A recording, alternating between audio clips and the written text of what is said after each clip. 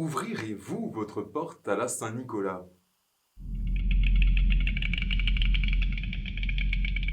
Comme vous le savez, le saint patron des écoliers ne vient jamais seul. Le père Fouettard, ou Hans Trapp de notre côté des Vosges, est son fidèle compagnon. Mais est-ce que le Hans Trapp n'est qu'un boucher cannibale? Oui, je pense trop. Hans Trapp ferait référence à Hans de Trotta. Hans Trapp, Hans de Trott, Hans Trop. Et ni bref, c'était un chevalier brigand du Saint-Empire. Ouais, ça date pas d'hier.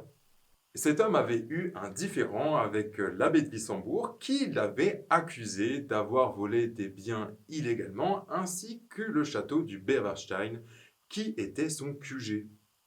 Ouais, un chevalier voleur quoi. Pire, bien pire. C'était pire. Il était affreux. C'était le pire. Pas content, il a fait construire un barrage en amont de la ville de Wissembourg pour la priver d'eau potable, en profitant alors pour inonder les villages aux alentours de ce dit barrage. Rémi Fraisse à jamais dans nos cœurs. Il profita de ce trouble à l'ordre public pour enlever quelques personnes et les torturer pour le fun. Ensuite, il relâcha le lac artificiel sur la ville de Wissembourg qui fut ravagée par ce raz-de-marée. C'est alors que les habitants de l'Outre-Forêt utilisent son nom pour désigner un autre type de créature, le Wildman. Le Wildeman. Le Wildeman. Le Wildeman. Le Wildman. Le Wildman. Cet homme sauvage, à cheval entre l'humanité et la bestialité, provient de mythes plus anciens, tels que les satyres. Quand il fait froid, ça tire. Et pas que quand il fait froid, hein. Attends, quoi? Les satyres sont des êtres mythologiques qui sont souvent représentés dans des scènes de coït. Ils représentent une bestialité incontrôlée, ayant nourri l'imaginaire du diable.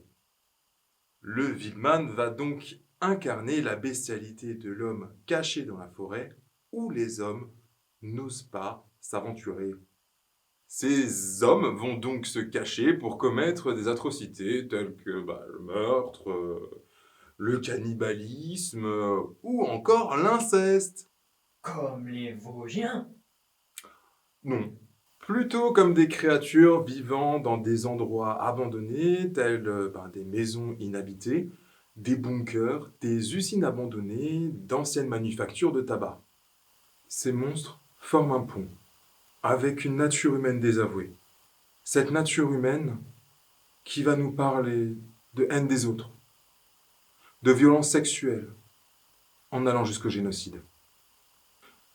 La version du Hans-Trapp que nous connaissons aujourd'hui est donc une version édulcorée, pour éviter de traumatiser des générations d'Alsaciens.